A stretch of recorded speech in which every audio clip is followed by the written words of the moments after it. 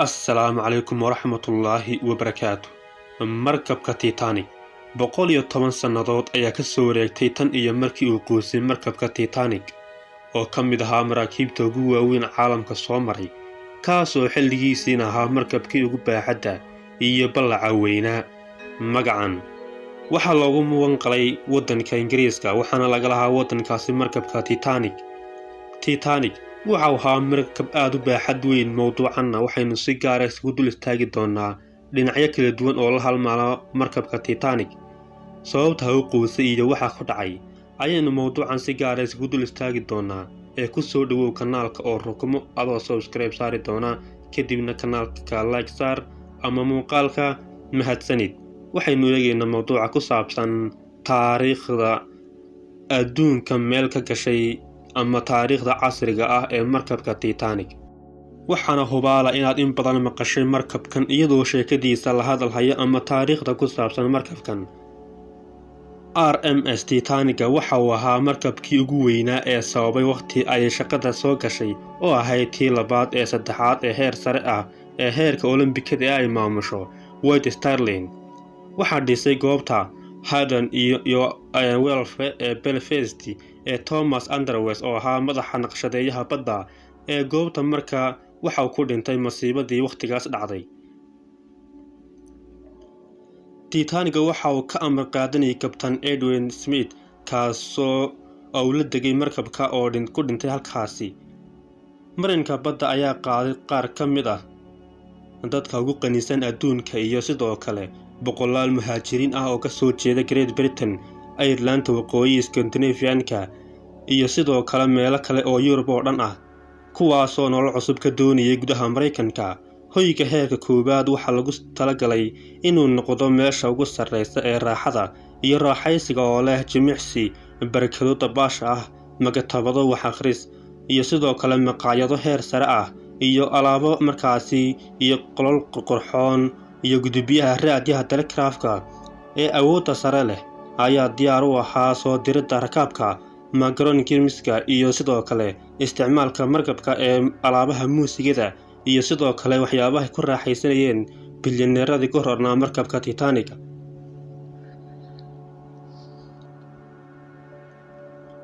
Titanic waxa uu lahaa astaamo badbaado oo horumarsan sida qaybo aan biyuhu gelin iyo alaabo markaasi albaabo aan fogeyn oo firfircoon. markabka waxa uu siday 16 dooniyood oo badbaado ah, kuwaasoo hoos u dhigi kara 3 dooniyood midkiiba. wadar ahaana waxay dhan yihiin 8 iyo markaasi 40 dooniyood.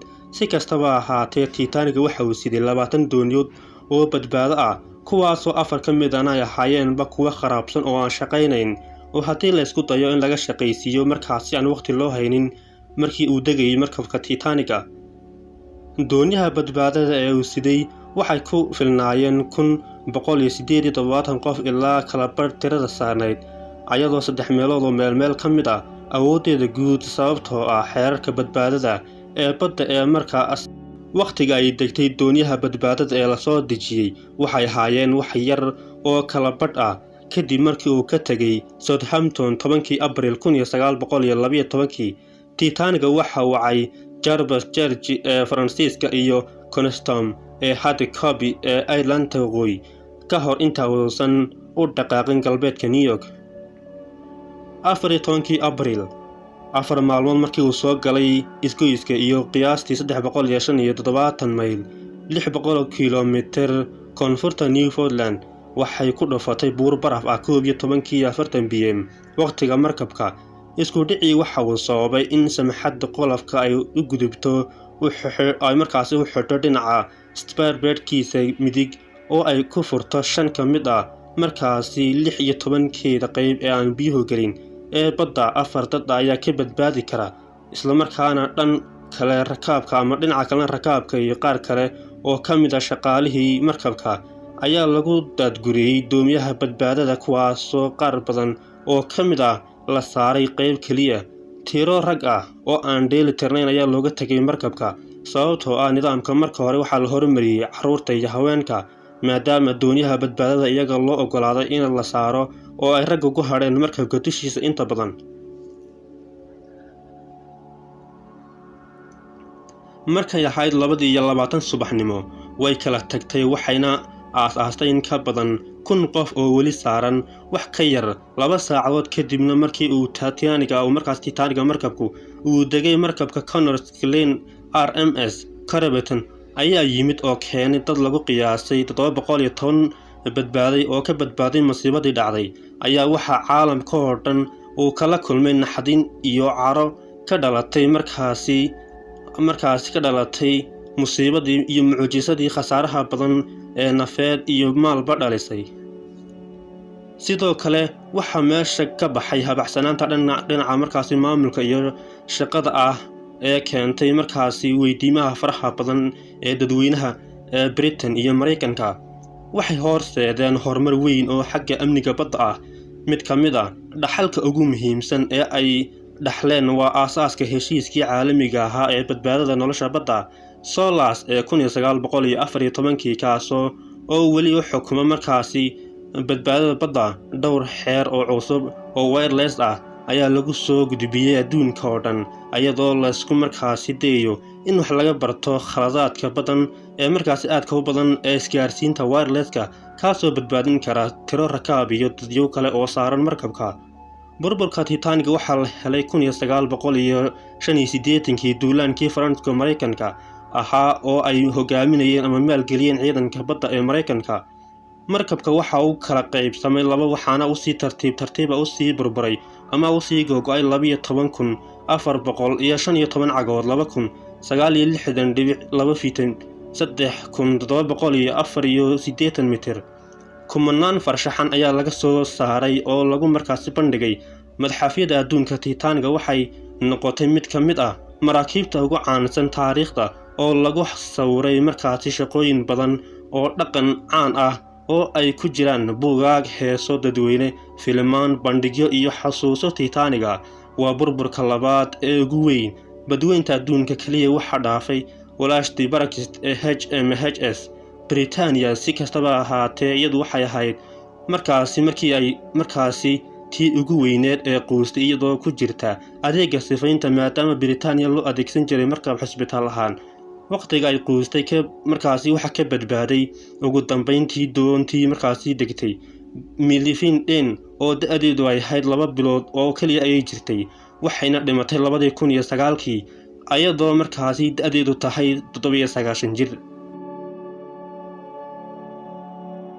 RMS Titanic waxa uu ahaa markab Ingiriis ah oo ay maamusho shirkadda White Star Line taasoo ku degtay waqooyiga badweynta Atlantic-ka 15 Abriil 1912 kadib markii ay ku dhufatay buur baraf ah intii ay ku jirtay socdaalkeedii u dhaxeysay Southampton ilaa iyo New York oo markaasi uu siday tiro aad u badan oo dad ah oo isugu jiray shaqaalihii markabka isagoo ahaa safarkiisii ugu horreeyay. dhererkiisu waxa uu leekaa 269 mitir.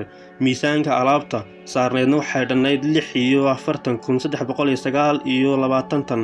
rakaabka saarnaana waxay dhannaayeen 3,507 jooggiisuna waxa uu leekaa 350 mitir. dadka saarna waxay dhannaayeen 2,220 qof. markabka Titanic waxa laga sameeyay filin aad u cajiib badnaa oo dunidoo dhan qabsaday. sidoo kale waxa laga qoray maqaalo dhaadheer oo daafaha adduunka lagu baahiyay taasoo ka dhigaysa taariikhda casriga ah markabkii ugu weynaa ee ku qalimay badweynta Atlantic-ka. taas oo macnaheedu tahay markabkaas oo shaqaynayay kaliya sida markaasi la shaaciyay 5 maalmood oo kaliya. markii faraha laga qaaday socdaalkiisii ugu dambeeyay ayaa ahaa kii ugu horreeyay isagoo si cajiib loo dhisay markabka Titanic. kadib waa uu degay iyadoo ay saaran yihiin bilyaneerada inta badan wadamada Yurub iyo Mareykanka oo markaasi isku dayay in ay magac iyo maamuus ku helaan dadkii ugu horreeyay ee raaca markabka Titanic. markii farta laga qaaday ee markaasi lagu sameeyay gudaha wadankaas UK waana markab taariikh weyn aad caalamka oo dhan u qabsaday kaas oo sii haysan doona maadaama uu haatan sii maqan yahay 110 sannadood haatanna sii ahaan doona mid taariikhda ku sii suntanaan doona muddo dheer.